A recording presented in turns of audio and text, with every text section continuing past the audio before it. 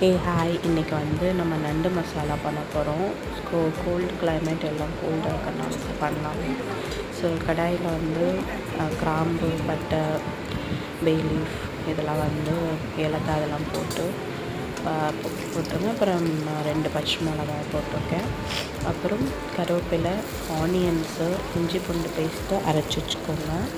Onions நல்லா வதக்கி விடுங்க உப்பு சேர்த்து. அப்புறம் மசாலா வந்து தனியாத்தூள், சாம்பார் பொடி, மிளகாத்தூள், உப்பு இது வந்து சேர்த்துக்கோங்க. நான் 3 table spoon coriander powder, 2 table spoon chilli powder, 1 table spoon குழம்பு பொடி போட்டு அப்புறம் சால்ட் தேவையான அளவு இதெல்லாம் நல்லா சால்ட் ஆகி அந்த மசாலா வாசனை போனதுக்கப்புறம் நண்டு போட்டுருங்க. நண்டை போட்டு ஒரு கலர் 5 மினிட்ஸ் இருக்கட்டும்.